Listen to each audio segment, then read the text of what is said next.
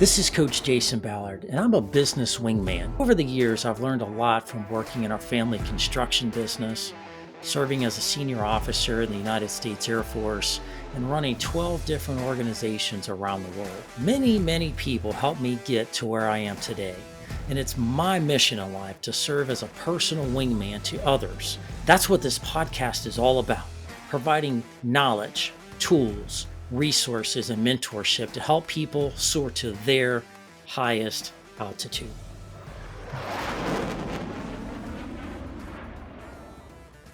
Welcome back to the Soar Higher podcast. This is your host, Coach Jason Ballard. It's a real privilege to be with you today. We've got another great show in store for you today.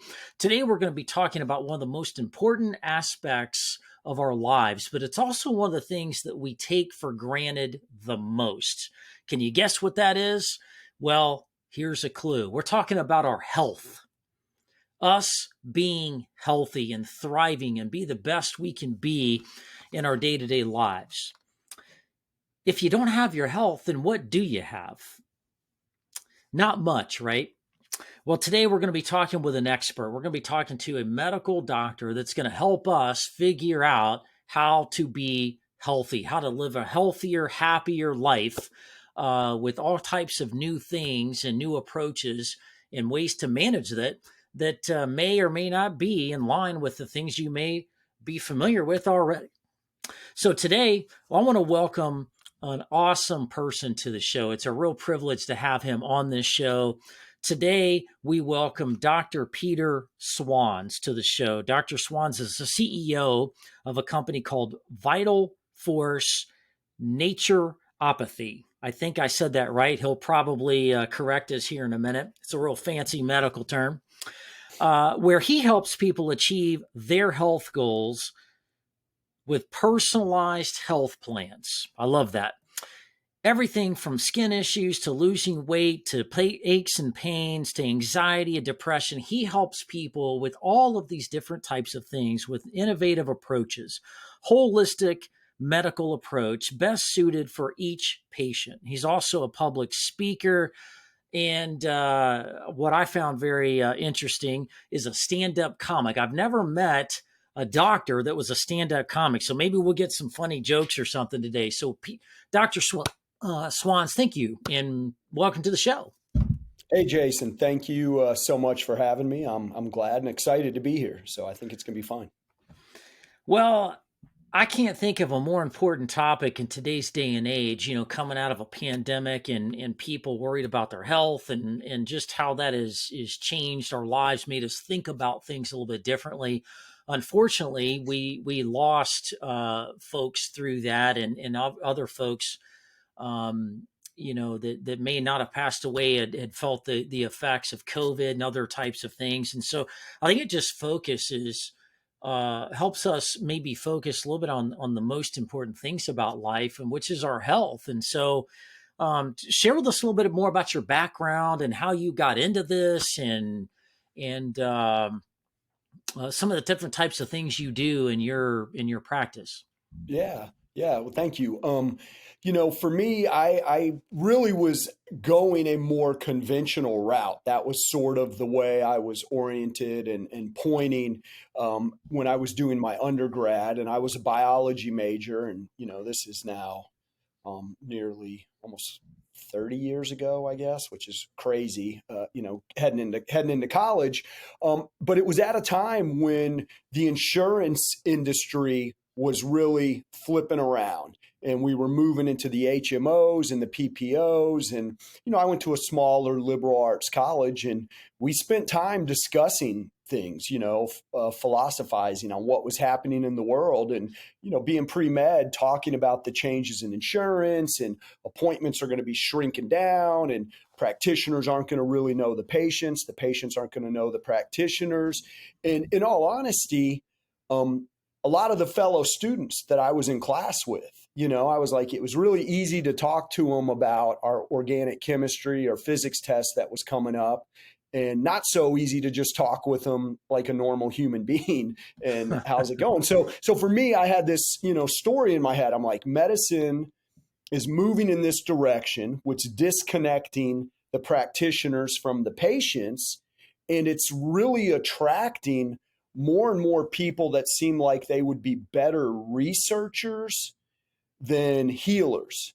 And so I kind of Hmm. had this internal question about like what sort of physician do you have to be to help people in a meaningful way, in a way where we're addressing the actual underlying issues and making changes that are truly transforming someone's health. And I decided to like take a year off before going to medical school, and I did a AmeriCorps assignment. And as it's a volunteer thing with like a living stipend. And so I took an evening job and a weekend job at a health food store.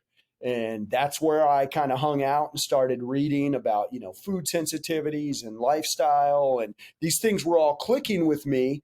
And then lo and behold, one of the magazines in the health food store had a article talking about, at the time, there were only 3 naturopathic medical schools in the US. And I read that, and just like that, the light bulb, clicked on. I was like, that's the kind of doctor I'm supposed to be. And it was just that Wow. like serendipitous moment. Yeah. So for folks that don't know what that is, what is, how'd you say Yes. that? Na- Naturopathy or naturopathic, naturo, naturopathic? Okay. yeah, yeah, All right. What naturo. what is that? What? So there's 3 types of physicians in the US. There's allopathic, medical schools, which trains MDs. There's osteopathic medical schools, which trains DOs. And then there's naturopathic medical schools, which train NDs. Effectively, the first 4 years are all pretty similar in that, the first 2 years, you're doing all of your core sciences, anatomy, pathology, physiology, biochemistry. You've got to pass boards. And then you start going in the latter 2 years into more clinical trainings and specializations. Naturopathic physicians, we're all trained as primary care physicians. My training included pharmaceuticals. It includes vaccines. I am not anti those things as a blanket statement, Yeah. philosophical stance. What I think is really important about the training for me and the way that I think about it is I want to help support everybody holistically. And I don't want to just band-aid the symptoms, which I think is often the way many of the pharmaceuticals are used today. I want Hmm. to help people address the underlying issue, look at the lifestyle components. So that's going to be nutrition, sleep, fitness, stress management, self-care practices. And then we've got the like complementary and alternative medical supports, which can be used in conjunction with the pharmaceuticals, the conventional stuff. Right. So there's like the lifestyle component, there's the medical component, and then we try to bring it all together for individuals so that they can really truly restore health in their body, for as much as that is possible for wherever they are at, not just keep layering more and more pharmaceuticals on top of each other, which, I mean, the data is really clear. The more prescription meds we take, the less healthy we are. So more Yep. prescriptions never equals better health. It doesn't. It just doesn't do it. The more prescriptions we take, the less healthy we are. So very often I'm working with patients who are either wanting an alternative or wondering what the alternative might be to the prescription that they were just offered from their, primary care doc. Or I'm working with patients who are, hey, I don't feel good on these meds, and I want to know what I need to do to be able to start coming off of these things. How do I reclaim my health? Yeah. Man, that is incredible, because I think from my perspective of, having people in my family that have, gone through various different things, from heart attacks and strokes to, all kind of medical issues. And I see how that has been working lately. My mom was being treated for a lot of different things a year or so ago, and one thing led to another, and ultimately, she passed away last year. And it was just crazy Mm. I'm a pretty healthy guy. I'm an ex-military guy. I stay in shape. I eat right. I'm on zero medications, and so I'm not engaged in healthcare stuff all the time myself. But going see my mom and my parents go through these different kinds of things, it was very eye-opening, and just the statistics. I've done some studying around this as a result, and the statistics are just crazy, going in the wrong direction. And we're just kind of putting band-aids on things and giving people medicines to make them feel good. It seems like, just to pacify the moment, but we're not fixing people. We're not resolving the issues to where they don't need medications. I don't know. It's like things are just really backwards. I mean, what is your take on all this stuff? Yeah, I agree. I mean, the reality is, the last few years we had this kind of global, viral episode happening, and then here in the U.S., we did really poorly as far as how we handled it Yeah. overall, and it's very unfortunate. But the U.S. went we're a country that spends so much money on health, right? Or really it's disease care. And we've always been at like kind of the bottom of the barrel of industrialized nations in health outcomes. Well, in the last Mm. few years, we moved to the very bottom. We're dead last now. In the Huh. last 3 years, the US went from near the bottom to the bottom of the pack for industrialized nations for health outcomes. And simultaneously, Jason, the US had record profits in the conventional healthcare industry. And those things aren't coincidental, you Right. know. And we live in a country that I'm not anti-capitalist in any way, shape, or form, but we have a problem with healthcare here because it is positioned in a way that incentivizes disease.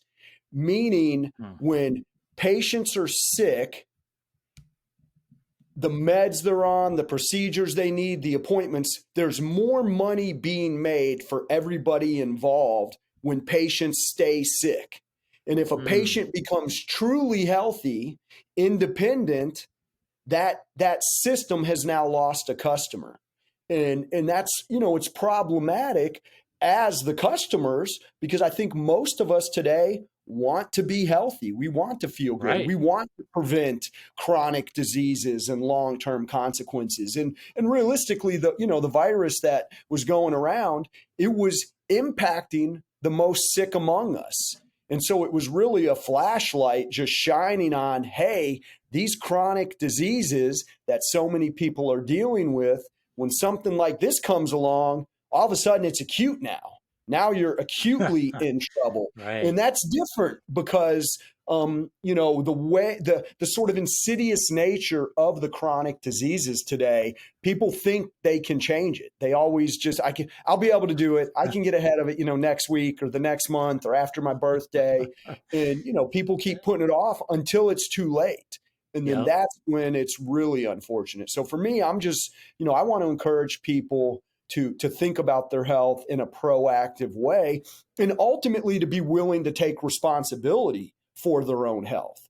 I Yeah. call the patients I work with, the way I look at it is I'm a member on their health team. They're the captain, they're the Right. quarterback. I Yeah. gotcha.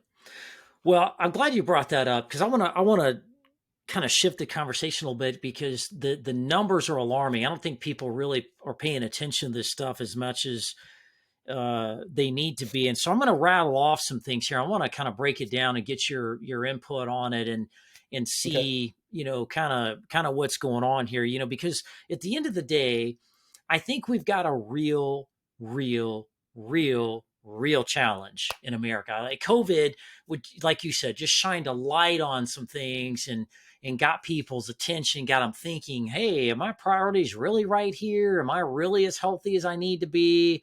I almost dodged a bullet here. And so I've done some medical research, and and here are some real numbers that I've been able to come up with some of the research of things that I've been reading, people I've talked to recently. 42% of Americans in our country are considered obese. 30% are considered overweight. So 72% of the people that walk around our country today on the streets every day are not healthy from a weight management perspective. 88% of people are metabolically unhealthy. 70% are taking prescribed medications from a doctor, pharmaceutical company for whatever kind of ailment. 70%. That is crazy. I couldn't believe that. I went in and last year I had an issue with my eye, and it required surgery. I had an incident happen. It required surgery to my eye. And right before I was laying on the gurney, and right before I walked or was rolled back, I wish I was walking, rolled back into the back to get laser eye surgery to fix my eye, that the retina had become detached. The people, the nurses and stuff would come by and they're like, hey, okay, we're getting ready to take you in. Again, let's list all the medications you're taking, blah, blah. They came around 4 different times, Dr. Swanz, and were asked me about all these medications. There were 10 people lined up in a row on gurneys that were going to have surgery that day. I was number 1. And I'm like, I don't take any medications. They could not be, the looks on their face was, they were like, what? You've got to be taking, sleeping pills, weight pills, energy pill. You got to be taking something. I'm like, no, I don't take anything but a vitamin. That's it. That's, it's a protein shake after I work out, right? I kid you not. I sat there and listened, and they went down the line of people, and every single person in that room was on at least 2 or more medications. I could not believe it. 70% of the people are on prescribed medications. At the same time, suicide rates are going up. Mental health has continued to become more and more of a problem. We see that all over the news and the ramifications of that every day. With 26% are actually diagnosed. I think the numbers are actually higher. They're just unaccounted for because people haven't come forward. But documented 26% are suffering from some kind of fear, anxiety, or mental health-related types of things.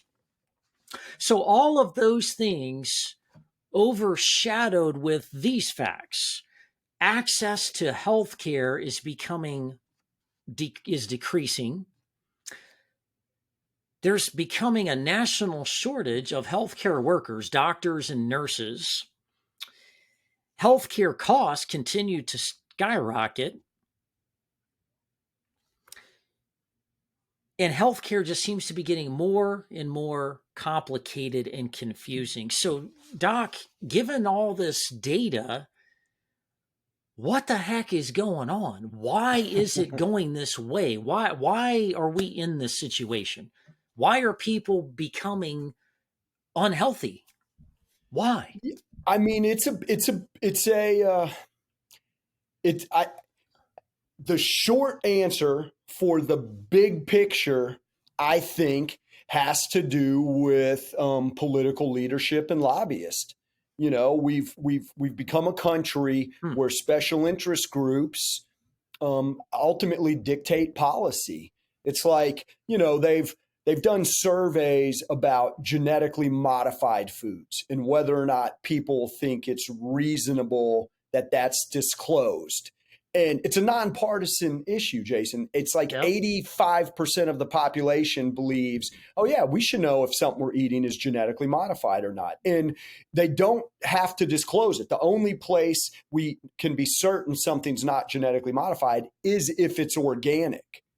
But again, the issue is that we as the populace all would like to know. But there are lobby groups paid for by Coca-Cola and Pepsi-Cola and Nestle and all of these major these major manufacturers that are constantly, talking to senators and congressmen, and they're not passing the legislation to do that. In fact, what will often happen is they'll pass some kind of bill that's Consumer Safety and Information Act. So it sounds like it's giving us what we want, but it does the opposite. It takes away more knowledge, more awareness. And, we see it with the pharmaceutical companies. We see it with the emergency use authorization, the lack of liability in these companies. And, I'm not the one who has said this, but I've heard people say this. They're like, some of the corporations in America, including the pharmaceutical companies, including some of these huge industrial food manufacturers, they behave like psychopaths. They make choices. They make choices with no consideration of the actual consequence. They're driven by profit and selfish interest. They have, no actual liability. They don't actually apologize. They pay the fines and they take the profits and repeat, rinse, Wow. wash, repeat. And so it's one of those things where, we really ultimately, I think, have to be willing to be responsible for ourselves, because the Yeah. people we're electing to look out for us aren't.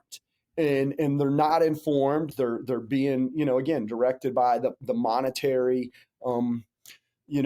factors and influence, and we're suffering because of it. And Yep. healthcare is big business. To the tunes of trillions of dollars, and there's a smoke screen in the way the consumer experiences it, because we're not really seeing what the costs are when we throw down a copay for a prescription or for a 10-minute Yep. appointment. It seems like it's only 30 or 40 bucks, but that 10-minute appointment that your primary care billed $400 for.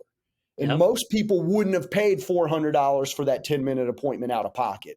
So there's like this smoke screen where Yep. people aren't aware what the real costs are. And Yeah. and then until in the long term, the cost becomes the individual's health. That's Wow. when it Yeah, hits them. that's exactly right.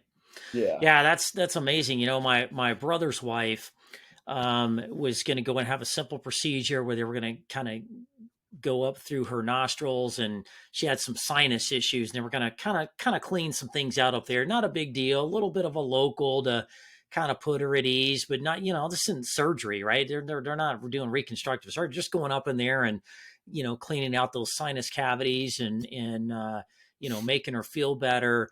And I was blown away when he said what the bill was. Now, he didn't pay the full bill. He had to pay, with his insurance, he had to pay a couple $1,000.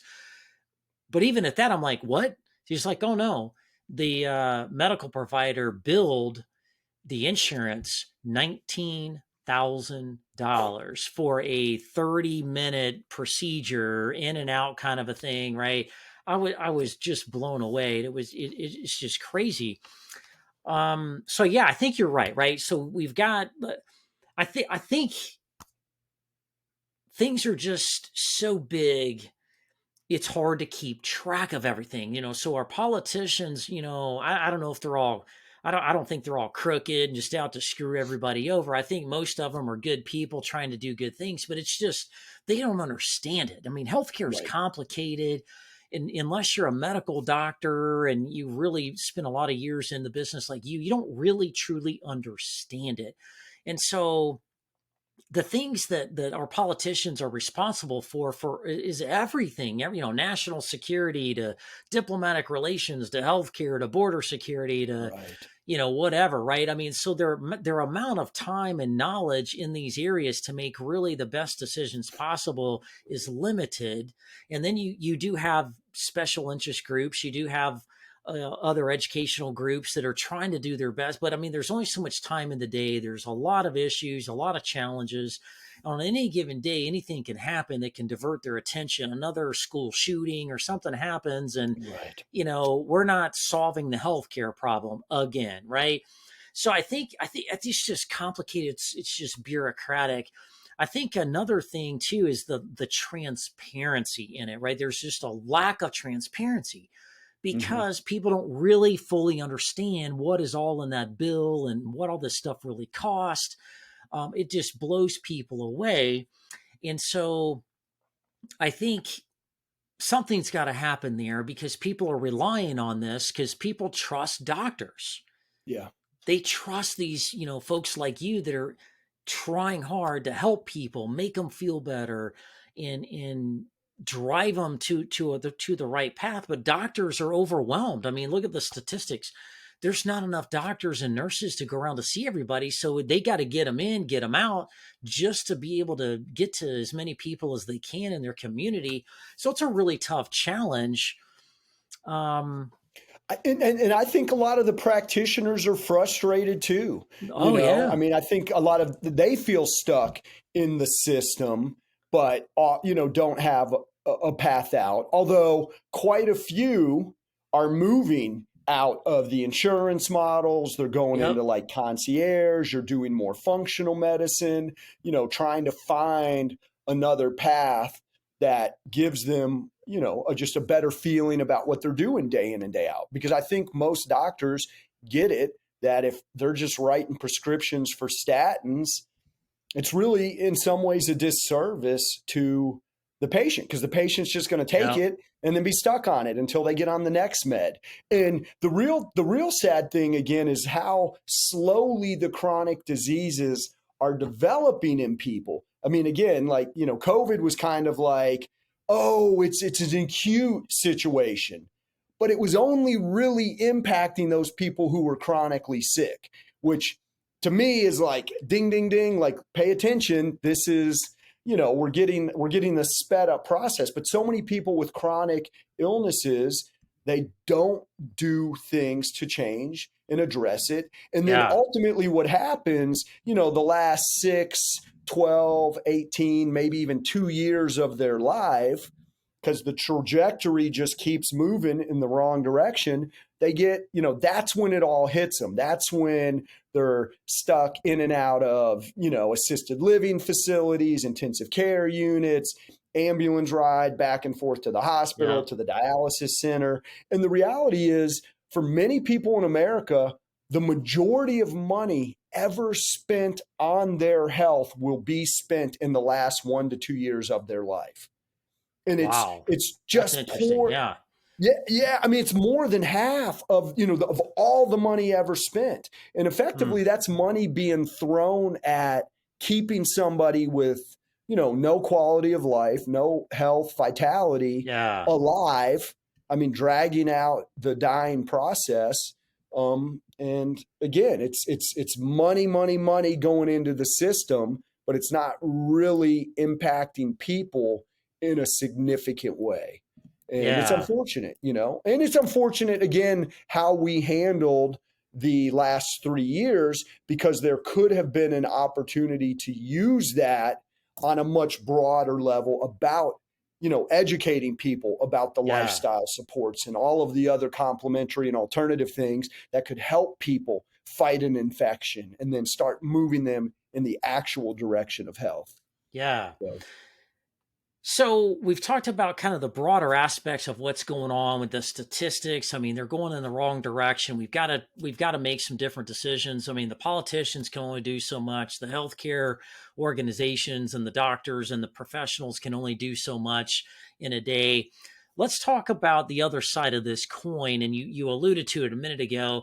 Where individual personal ownership of your health, like, being more accountable for your own actions as far as what you eat, as far as educating yourself on what is good or not good for you, because the human body's dynamic. It changes with time, with mhm. age.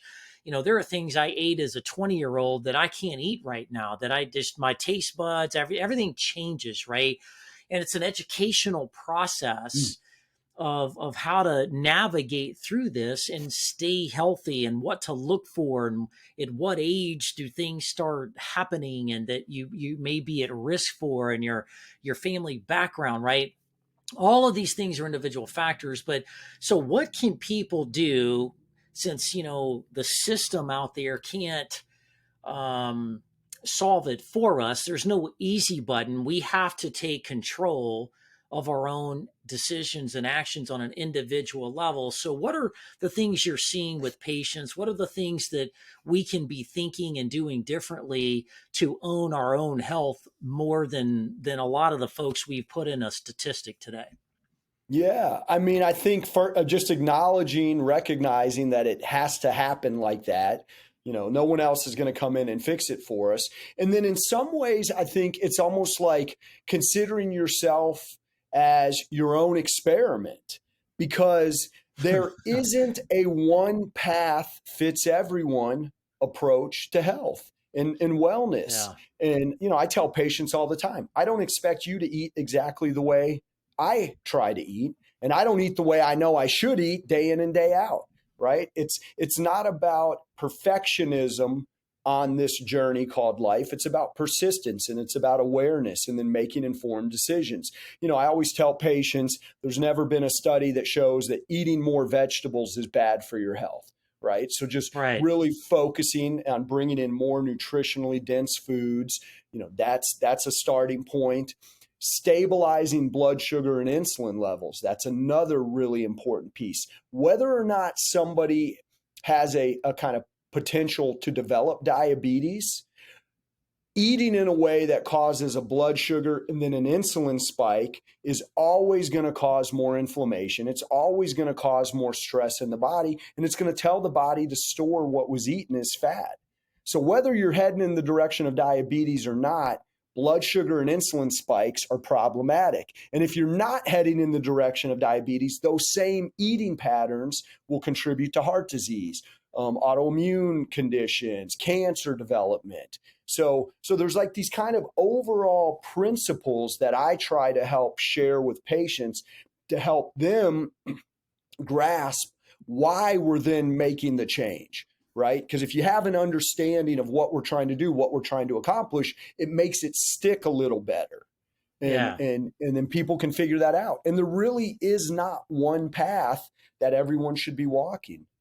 Yeah. Yeah. I definitely agree with that. I think, especially in this day and age, everything's personalized, everything's unique, everybody's a snowflake, everybody, needs special something or out there, right? And I do that in my business. There's no magical business plan that works for everybody, right? Right. Everybody's business is in a different state of growth or decline, or some people are looking to buy, sell, trade, broker, barter, whatever they're doing, right? So you've got to meet people where they're at and figure out what their goals are, and how they really want to live life. Do you want to live life in a wheelchair, or do you want to walk again? Do you want to live life Right. popping, diabetes and insulin into your arm with a shot every day, or do you want to make a few changes that'll get you off the diabetes, right? Um, so talk to us a little bit about how you do this, right? So you're a different kind of doctor. You have a different kind of, mindset about how to treat people, and really kind of getting into the root level of what's really driving somebody's mental or physical issues.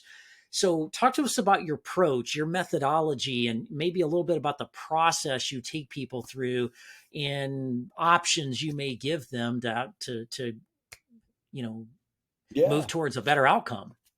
Well, so I'll say, as a naturopathic physician, my training, I've got like a big tool belt, and there's a lot of tools at our disposal. It is nutrition and lifestyle supports, and conventional.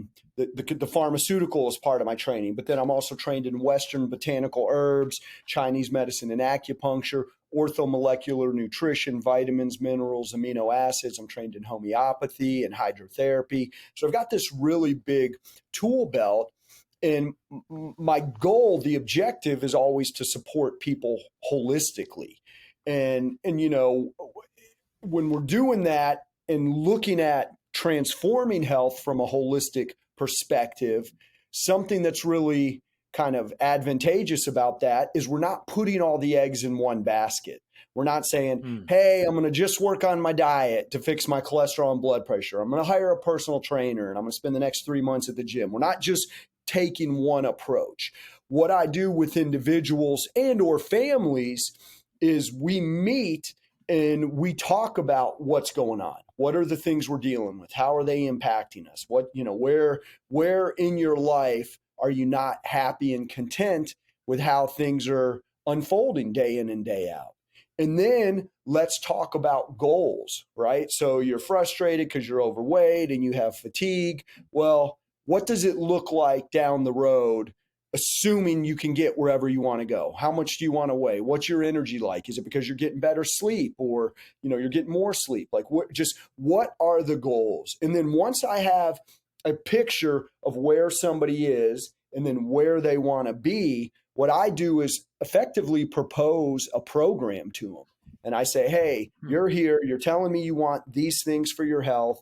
I think it's going to take 2 months or 3 months or 4 months or 5 months or however long. And then here's sort of the roadmap that we're going to follow. And we're going to have appointments that are going to be sort of the complementary alternative medical focus. So we're going to be talking about your blood pressure and the meds you're on and what supplements we can use and other remedies, supports to encourage the body's healing. But then the other side of the coin is the lifestyle stuff, the nutrition, the functional fitness, the sleep, the stress management.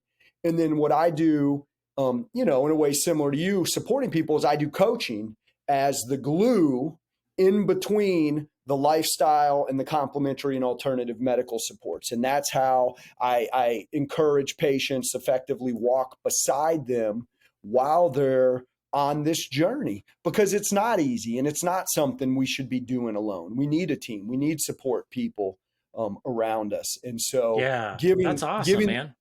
yeah, it's accountability. I mean, it's effectively just an Yeah, extra layer absolutely. of accountability. And then again, the pressure's off because it's not all about one thing. So it's Yeah. easy to get overly fixated on diet. And I absolutely believe diet's important, but it's not the only thing. Yeah. Yeah. No kidding. So I like the coaching piece, not because I'm a coach myself, but I think that's one of the differences that I like about you. One, you're very holistic. You've got a kind of a whole pantry full of options that could be right for people, and you just kind of pull stuff off the shelf and kind of plug it in where you see necessary to meet some goal that somebody's trying to get to, right? Getting Mhm. off a medication or feeling better or not being depressed anymore, getting over some issue they had, or surgery they had or something like that, right? Because when you go to the doctor, you deal with the doctor, they say, okay, you got X, Y, and Z issues. Here's some pills, here's this treatment, here's physical therapy, here's, they get out their pen and paper and they kind of write you a prescription of things to do. And then you leave, right? Then the doctor Mhm. goes on to his 85 appointments the next day and the next day. So, like, there's no collaboration with your doctor. You know, I Yeah. I I see my doctor once a year for a physical checkup, unless I get sick with the flu or something, I need medical attention, which rarely happens. But I see him, we talk about stuff, and I see, and so especially if you're dealing with issues that need to be managed, more closely than others. Now I go back to my mom's situation. She was on 10 different Mm. medications. One of her primary care physician was started talking to me and my brother about her memory issues and thinking she had the earlier signs of dementia, and she had brain fog, and he was concerned about her driving, and maybe we need to take the car away and maybe put her in a home or some assisted living thing. And my mom was adamant about, no, I'm not there. Me and my brother are like, yeah, I mean, I kind of see the brain fog a little bit. Well, heck, when we jumped into this, doc, we found out she was on 10 different medications for different things. And some of these are really high powered things Mm, prescribed by different doctors that didn't talk, didn't right. communicate and collaborate. And yeah, she had, complications from that stuff. She had ulcers. She was bleeding internally because the medications clashed and she was causing ulcers to be created in her stomach that she started losing blood, didn't even know. She started Right. fainting and stuff. Well, we started looking at all this stuff. There was nothing wrong with her mind. There was nothing wrong with things. These doctors just didn't communicate. And we started looking at all this stuff from like 10 medications, really? And we started collaborating and we got everybody on the same page. We got rid of some medication, went from 10 down to 6, readjusted a few, and got her balanced back out again with the stuff she really needed. It was so complicated. She was forgetting what she needed to take when and how many times a Mm, day. And I think there were times she'd take the wrong things at the wrong time. It was scary. It's really right. scary. And so when that happened, she didn't have any more brain fog. She was, had a pep in her step again. She was normal, Doc. And so people need that coaching. They need access to a medical professional that can, engage with them every other week or Hmm. monthly or whatever is needed to just check in with them on that accountability, because people get busy, or at least they make the excuse of being busy and running the roads and the kids and the dogs and this and that. And next thing you know, their blood sugar's spiking and they like, oh yeah, what do you know? It's all reactive Right. in nature, right? So what I love about you is that you're proactive. You're cutting that stuff off and coaching them through that process. So it doesn't sound like you're writing I'll say a prescription, writing them some things to do, and Miss Smith goes and does those things and you check back in later. Like how does that process work? You meet with them, you come up with a plan, and then what? Yeah, so like say I'm gonna work with somebody and say we've got like a 4 month kind of program that we're gonna do. Typically we do an initial meeting is like day one to get started, and we might meet for 2 to 3 hours. I mean, I spend a lot of time with the new patient up front, and it's the purpose is to do almost like a health excavation from an Hmm. archaeological standpoint. We're just trying to dig up everything from the health, about the past, what we've tried, what hasn't worked, what things make, things that make things better, make things worse, and just get as much information to paint that holistic picture. And then I'm going to give a recommendation for a homeopathic remedy and some supplements. I try to support the body at a foundational level so that the healing can happen on its own. I'm not generally wanting to just replace whatever prescription med they might have been taken or had prescribed for them with some other supplement, herb, vitamin, mineral, amino acid. It's like, let's actually get to the underlying issue, um, and then just try to slowly monitor this progress, and we follow up like a month later and we go back through the list, and then we're looking through and I'm saying, hey, you told me that you normally fall asleep, okay, you're really tired at night, but you wake every morning at 2:30 and you lay there for a half hour, you can't go back to sleep. Has that been the same, or is it getting a little better, a little worse? What have you noticed? And then the patient will be sitting there and they'll be like, oh wow, I haven't really been waking up at 2:30 like I was. That's weird. I kind of didn't think about it. I didn't notice. And so Huh. I Nice. I take I but that's also why I do such a deep excavation initially, because then we have a lot of different points to be tracking over time to see these changes.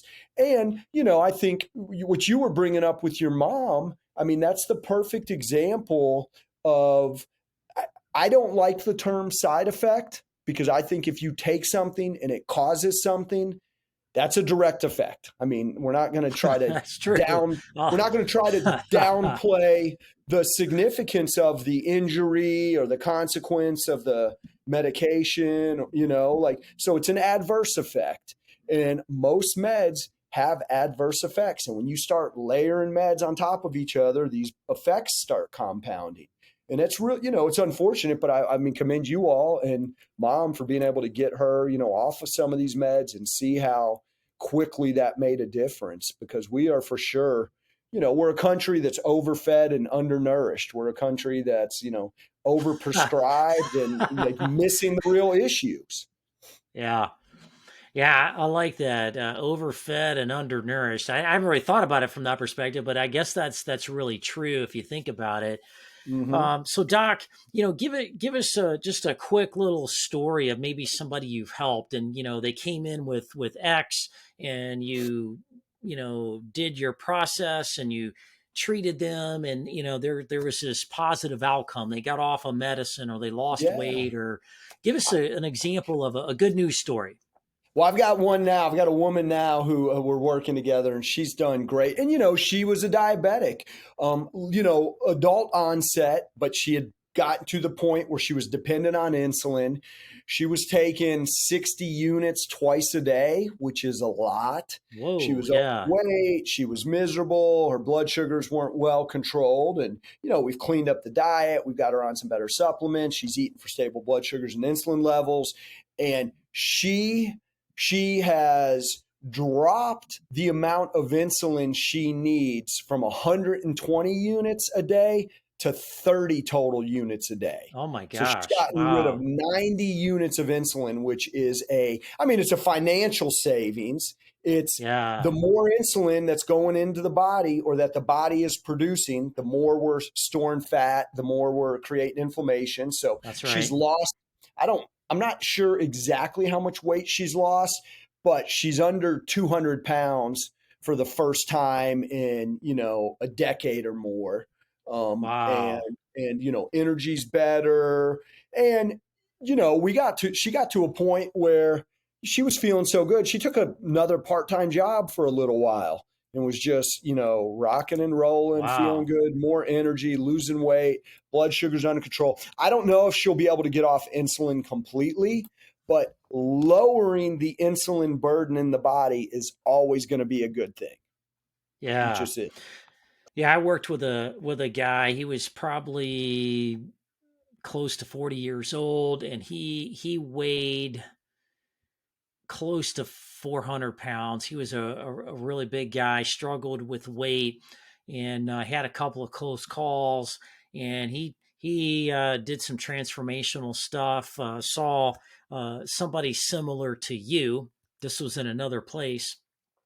Somebody similar to you that worked with him, coached him, and anyway, he lost overall, when it was all said and done, over a significant amount of time. It was about a year and a half to 2 year period of time. He lost right at 200 pounds. He Wow. came on, he was on like 6 or 7 medications. He came in to include diabetes. He was able to completely come off diabetes and or the diabetic medications and some of these other medications. He was only down to like 2 medications.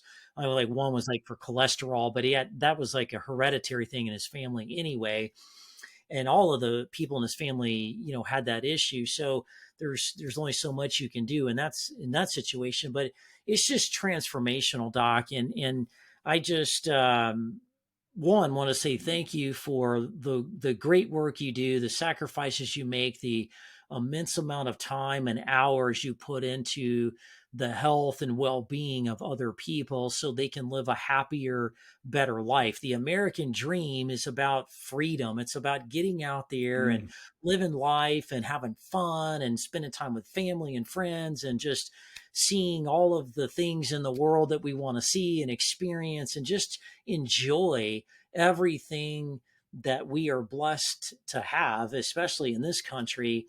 And you're allowing people the opportunity to do more of that. And so I think that's important. I think our healthcare professionals are kind of unsung heroes that don't get a lot of praise. They don't get a lot of thank yous. They just grind it out one after another, working on Mm. people in a very high demand, low supply space, and it's not getting any better. And so I think we need more people like you, Doc. I think we need to take a step back and look at holistic medicine and natural ways to do things versus just the, you know, traditional prescriptions and things like that. You know, Right. the man-made kind of stuff that may be helpful, but they're not really solving anything. They're just allowing you to, you know, get by another day and keep it Right. somewhat manageable, if you will, right? But we're not curing anything. We're not really solving anybody's, you know, mental health that way or their physical health that way. And so thank you for what you do. Thank you for being on the show today. You know, as we kind of roll up today's episode, Doc, what are the top 3 things you think are most important that people need to know as we conclude today? Well, I'll say, I definitely think you still should check with your primary care. And fortunately, these are things, now we can do some basic blood work and look at this, but almost everybody needs some vitamin D supplementation. I mean, it came up so clearly during COVID in the correlations with worse outcomes with vitamin D deficiencies. And I haven't really seen anybody who wasn't supplementing vitamin D that had adequate numbers in their body from where I would want. So I just think, Hmm. everyone should probably be getting, some vitamin D, and check your levels the next time you go to see your primary care doc and do some blood work. I think another area that's a tricky one, and this is hard, it's a lifestyle piece, is as as much as possible, as close as possible to having a consistent wake up time Hmm. 7 days a week. Because a lot of Rest. people, Yeah. have that work schedule where they're getting up at 4:30, 5 o'clock. They got to be in the office by 7. I mean, it's, super early. And then they want to stay up late on Friday and Saturdays and sleep late. And that, a 3 to 4 hour change in your morning wake up time is a significant shift for the body's internal clock. And it's stressful, honestly. I mean, that's what it's Yeah. doing. It's creating more stress. And so I try to encourage patients to stick to a consistent wake up time. I think it's okay to flex it 60, maybe 90 minutes. So like if your normal wake up time is 6:30 on weekdays, sleeping in on the weekend might just be 7:30. Yeah. But then get up, take a morning nap, a late morning nap or early afternoon nap for 20 to 30 minutes and refresh yourself like that. But really thinking and focusing on sleep is such an important thing today because a lot of people don't sleep well and we don't have good sleep habits. And I do this. I mean, I stay up and watch, 2 extra episodes of some show. I just got to wrap it up tonight. I can't let it go. So I get it. We all do this, Yeah. and it asks a lot to try to change that. And then the other thing is, we do have to be physically active. I kind of Yeah. joke that we were accidentally healthy in the past. We ate real food. We had physically demanding lives. We were active. We moved. We walked. So many people today. I mean, I'm at a standing desk right now. That's why I'm kind of moving around. But, we need to compensate with exercise or physical movement for the areas that we create imbalance in our physical body from repetitive motions or tasks or body positions. So it's just like if you're sitting all day, your hamstrings are going to be tight. It's going to make your hips tighter, your lower back tighter. It might cause a sciatic issue, Yep. and so for me, like when I think about exercise and fitness, I'm often considering it in a way of like, okay, what are the things I need to do now so that my body will function better in all of the other areas of my life that I need my physical body showing up for me, fit. Wow. So, so, Yeah. so, so that's a shift from you need to just burn 1,000 calories or just get 10,000 steps, or, you're going to Right. be a runner, or you're a weight lifter.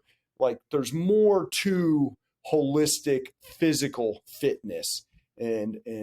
So just being aware, moving the body, thinking about that stuff, I think is really important. Like, so those are 3 things that I think would be pretty pretty valuable for most everybody. Awesome, man. Thank you so much. Dr. Swanz, man, you're just a wealth of knowledge and expertise. If people want to, meet you, want to learn more, want to come in for an assessment and see, if some of the things you do may be right for them, how do they contact you? What's the best way to get in front of you? Yeah, through the website. My website is Vital Force Naturopathy. So it's VITALFORCENATUROPATHY.com. And there's a link on there you can click and schedule a free 15-minute call with me. That's something pretty unique that I do. So anybody who's even just wondering if this might be a good fit or has questions, they can schedule a call, put a call in my calendar, and I'm going to call them at that time that they register for. You can also email info@vitalforcenaturopathy.com, and we'll email you back and get you going. I mean, effectively, what I'm doing is looking for individuals who this approach resonates with, and they're saying, I want to take charge of my health in this holistic manner. It makes sense. I think this guy can help me. And then, effectively, I get to walk beside patients on this journey. They're the ones doing the hard work. I mean, the patient is carrying the bulk of the burden on their back. But as you build momentum and you start to make changes and you start to see progress, it builds and we pick up speed and then you get to a place where those new habits are locked in and now they're not as stressful and it doesn't take as much effort to be consistent and keep it going. And that's ultimately what I'm trying to help people do, is to recover their health and then for them to understand how to maintain it or get back on track in the future if they find themselves venturing off a little bit. Yeah, that's awesome, man. I appreciate you so much. Highly encourage you to connect with Dr. Swanz. We're going to put all his information in the show notes as well. Make it easy for you to find. Connect with him. He does free appointments to kind of get to know you and see where you're at and what may need to happen to achieve your goals. Stay tuned next week. We've got a really amazing show for you next week. We're going to be talking about being happier and fulfilled at work. You contributing more to the organization and helping take those things to higher levels of success. Getting to understand your boss's intent versus getting wrapped around all the details of the things your boss may want you to do. Very powerful session next week. Look forward to seeing you then. Have a great week, everybody.